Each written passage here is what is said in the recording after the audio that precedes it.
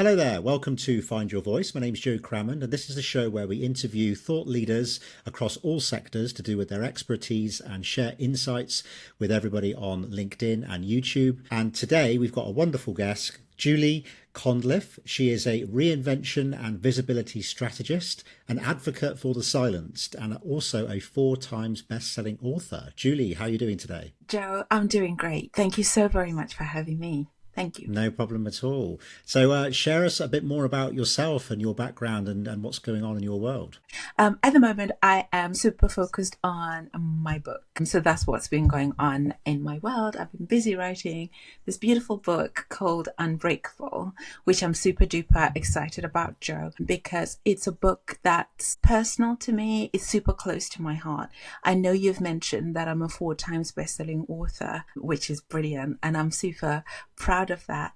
But all my other books were mainly on property matters, and property related. My first book was about helping people start with very little in property investment and build up their portfolios, because I started off with very, very little. I started off with as little as 500. So when I became successful property investment wise, I thought, why don't I go back and help other people realize that they can do it too? It doesn't matter how little you've got to start. So that was my first book, Strategies for Investment Success. The other three were based, thank you.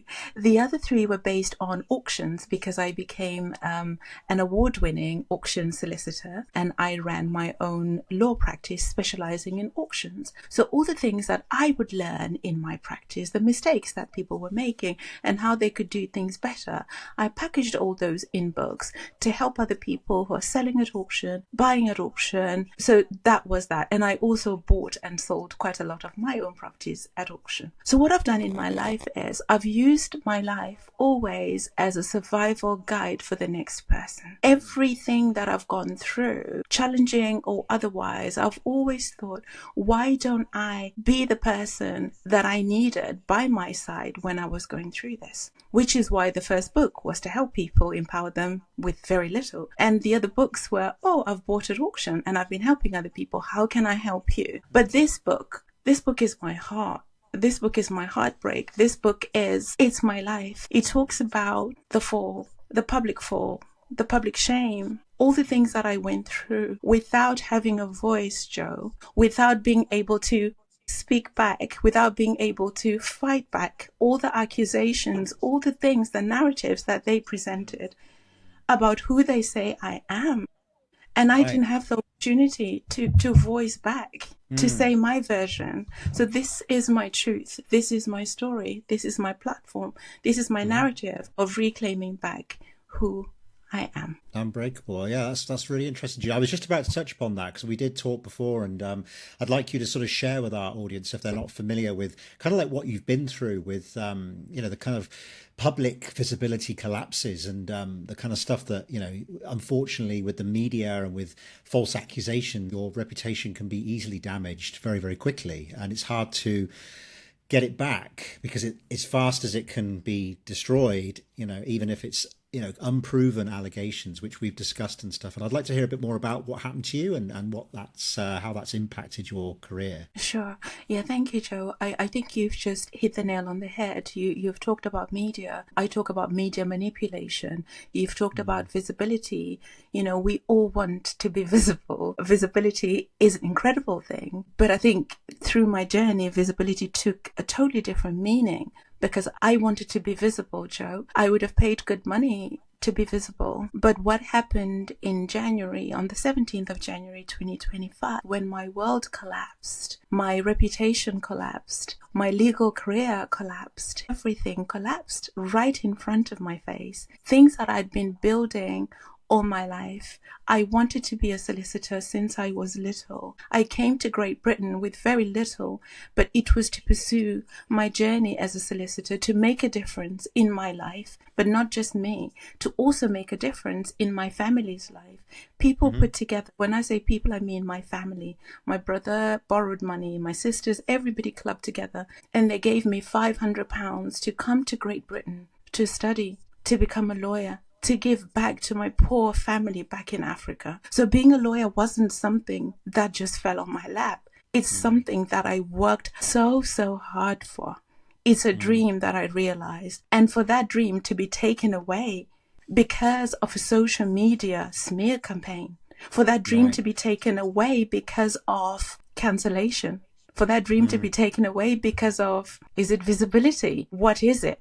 But what started off as just one little matchstick blew up my world into dark clouds, and I lost every single thing. Wow, I'm so sorry to hear that. And I mean, if you're legally allowed to, are you able to give us any details on how that's going and what's happening with that process at the moment, and kind of like what how it happened as well, just so we can help our kind of viewers and listeners maybe avoid, if they're getting involved in certain sectors, to stop the same thing happening to them. Sure. Yeah, well, I really can't disclose because the court proceedings are on foot with Okay. my regulatory body. So there are certain things that I am not at liberty as yet to disclose. But it all started off by me going back on social media, helping my own community start investment of properties. And then things went wrong. Some deals didn't go through as well as we wanted them to go through. For example, some people would get properties to use for Airbnb, serviced accommodation. Once they got the properties, like I would source the deal, I would find the property for them. They would take on the property on a rent-to-rent basis. They would then use the property for serviced accommodation. When they were Right. using the property, so the scope of my involvement would be to find the property, hand it to them. They would use the property, and then some of their guests would abuse the property. So they would have parties there. They would do things that would literally trash the property. And then that would cause the landlord's concern. And then the landlords would say, no, we're going to terminate the contract based on the fact that, you've breached the terms. So if that happened, then people would say, Julie, why did you sell me this deal? It wasn't a good deal. You're a scammer. You are this, you're that. I'm thinking, hang on. Let's take a step back. I got you a property. You used it initially for the right reasons. And then after that, I can't blame you for what the guests have done, but you could have done things differently. You didn't. So how then can I be held accountable? But because they knew I was a solicitor, they would always say, we're going to report you to your regulatory body. You're going to da da da da da. So that's basically how it started on social I media. understand. Yeah, so then that would go to the regulatory body, and then something would happen. So rather Yeah. than following the complaints procedure, because my company was registered with a property ombudsman in Great Britain. So they could have gone to the property ombudsman to escalate their issues if there were genuine complaints. Of Social course. media, these people say to us, we want you to be held accountable. And I think there's a space for that, Joe. People have to be held accountable. There's no doubt about it. But I think there is a difference between being held accountable and being annihilated. These people were not holding me accountable. They were out to erase me. They were out to destroy me. They were out to take me down. And that's what happens with the cancel culture. People are not there to hold you accountable. They use that as a casus belli. They use that as an excuse to say we're holding you accountable, but they're not. They're not holding you accountable at all. They want to bring you down. And many more people have experienced what I've experienced, not only in property related matters, loads of different matters. You do something wrong and all of a sudden you are cancelled, you are destroyed. But what these people don't realize is we are real people. We have real lives. This was my real dream, my life, my livelihood. I have got children. I have got responsibilities. So you've got somebody who's a keyboard warrior who would just start typing, making all these accusations, and you've got people who just say, yeah, me too, me too, me too. Justice I is understand. deserved. I get that. And if I do wrong, I hold myself accountable. Have I made mistakes? Yes, I have. Do I want to change? Yes. Have I taken steps to be better? Yes, I have. But who on this earth is perfect? Exactly. I Nobody. totally agree. And well, exactly. And also UK law is very complicated, and property law, I would imagine, is extremely lots of red tape, lots of ways that, you might not even realize something is not being done the right way, that's out of your control. It's certainly an area that I wouldn't want to step foot into, is being a landlord. From what I've heard, it's very, very kind of tricky, and there's more and more legislations coming in that causes a lot of landlords problems, from what I've been told. But yeah, so I completely sympathize with all of this, and cancel culture is a real thing, and it's been happening a lot over the last few years, and you're kind of guilty before being proven innocent, and unfortunately it's too late when you are proven innocent to reverse the damage that's happened to your reputation online. So Totally understand. I think this is why it's important now for our audience to realize that visibility and being out there on social media, also spreading yourself further afield online in general, is really important. And obviously you're the creator of now the Visibility Founder Program. So tell us a little bit more about what that is and why it's so important. Sure. So visibility is a sword and it's a shield. It's got loads of advantages, but it's also got loads of disadvantages. Just going back to the story that I just shared with you, I was most visible when this incident happened in January. I was super visible. I was like in all the headlines, all the big newspapers, the Law Society Gazette, loads of different, media. I was not as far as trending, but to my mind, it was good as good as trending. I was visible, Joe, but I wanted to be invisible. I just wanted to be invisible. I did not want to be seen because visibility became my enemy. So my point is this: my meaning, or the meaning that I gave to visibility before this cancellation, is totally different to visibility now. So before, a visibility was being seen. I wanted to be seen because we all think, let's be visible, let's be seen. Because if we're seen, we're going to be more, prosperous, more successful on social media. But I really want people to know that visibility is more than being seen. There was a time, like I said, when I wanted to be invisible because I'd become too visible. So people think that just putting yourself out there on social media, putting loads of posts is visibility. But it really isn't. So through this program that we've created, we want to educate people to say visibility is being seen, that is correct, but is being seen by the right people for the right reasons. So you can be visible, but if you're visible for the wrong reasons, visible to the wrong crowd, that's not going to make a difference in your brand. That's not going to make a difference in your business. So our program will help you be visible to the right people, the right time, the right crowd. And, you then have the power to be the author of your own story. Because what happened in my situation was my story was authored by people who don't even know me. It was just one post. Yes, it was just one post and that was it. But after I'd had time to rest, reset and regroup, I realized that they may have taken everything away from me, Joe, but they didn't take my voice. My voice is my strategy, my story, my platform. So I can be visible on my own terms. And visibility is not noise at all. It's your narrative. So we are giving you back the power to rewrite your own story, the power to tell your own story, the power to attract the right people who you are called for.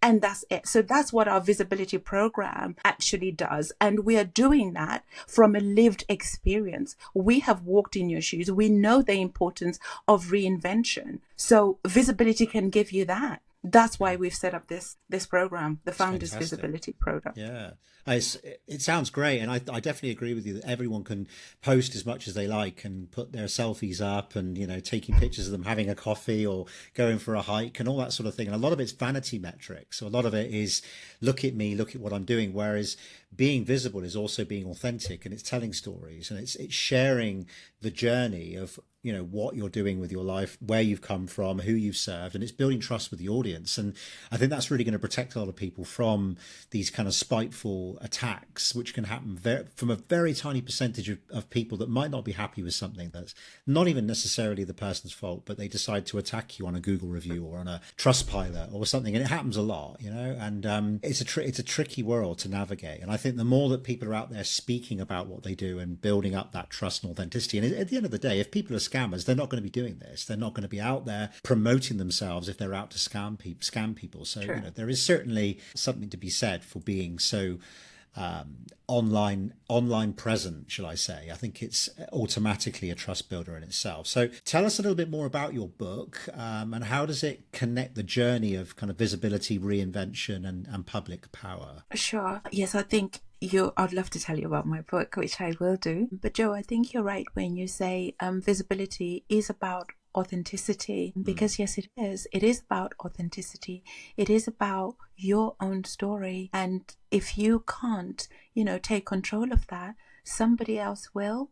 And these people are really passionate about what they do, because some of them are coming from a place where they actually think they are right. And if they think they're right, they're going to carry on until kingdom comes. And that's it. So I think we have to have that platform to share our own stories. And that's what this visibility actually does. And the way it's linked to my book is, like I said to you, I wanted to be invisible. I didn't want to be seen. I went into hiding. I went into social media exile. I couldn't handle being out again, because all of a sudden they'd portrayed me as this villain, as this dishonest person, as this person who I couldn't even recognize myself, Joe.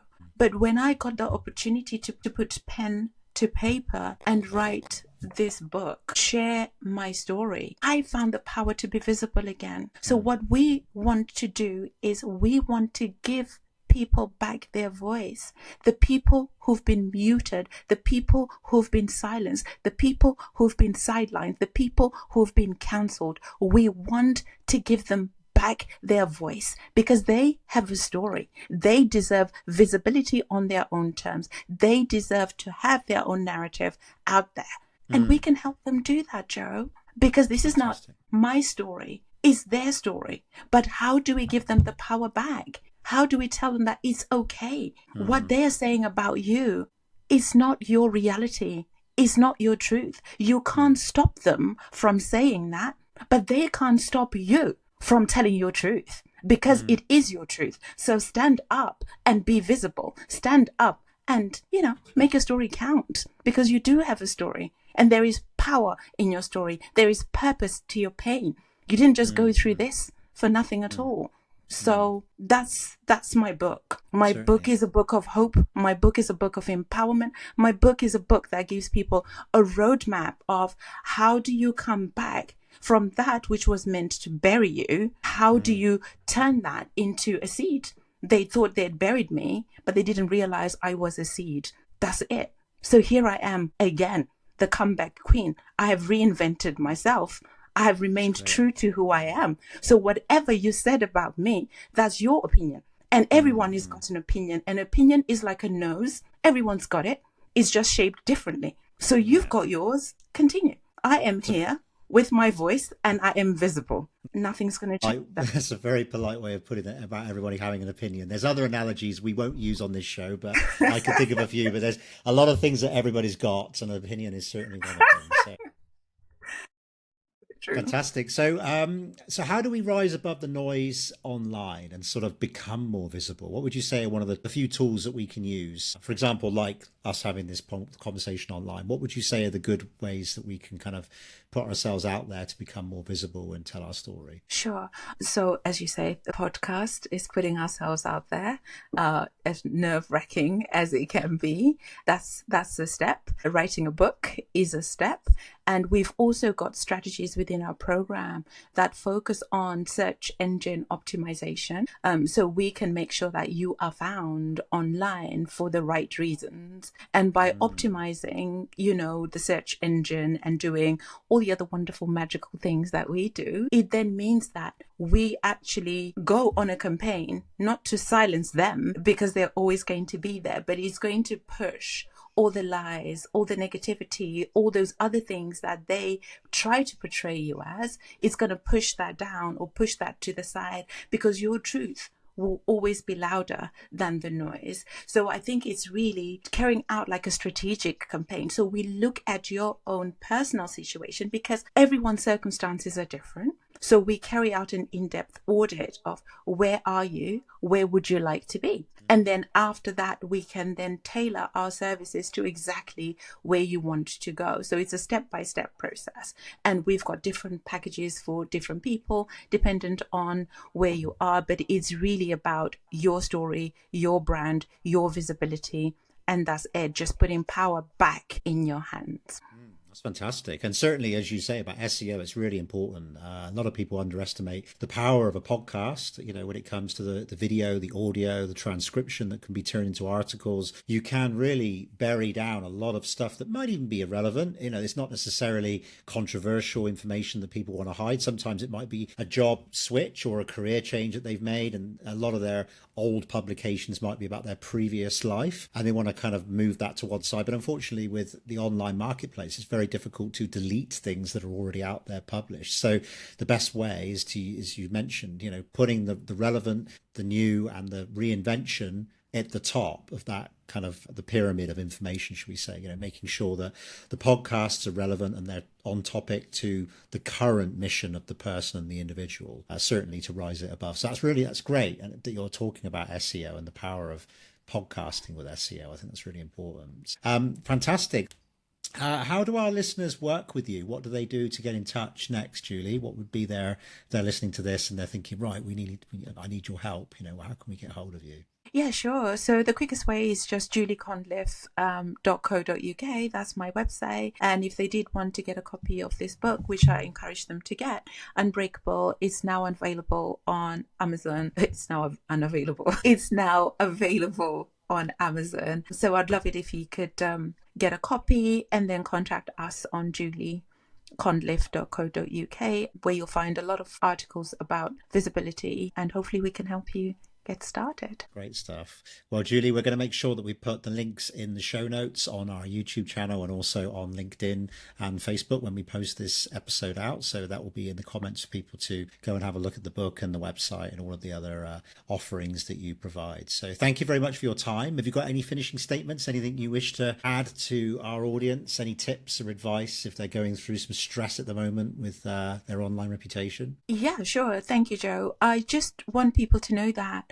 whatever you're going through, nothing is permanent. So this too shall pass, because sometimes you just think you can't see the silver lining. But I want you to know that there is hope, and that whatever situation, regardless of whether you are bent over backwards, bend if you must, but do not break, you are unbreakable. That's great. Thank you very much for that. Well, it's like the expression goes, isn't it? Today's news, tomorrow's chip paper, as they say. So, things never last. Everything's temporary, but it's hard at the time. It's difficult sometimes when you're in that tunnel vision of stress to realize that there is a light and it does open up, and there's all sorts of opportunities that can come from having different conversations and having different ideas pop up. And time is a healer. So yeah, thank you, Julie. I really appreciate this conversation, and hopefully this has been very enlightening for our audience as well. So thank you very much for your time, and thank you everyone for listening, and until the next time, goodbye everybody. Bye-bye. Thank you, Joe.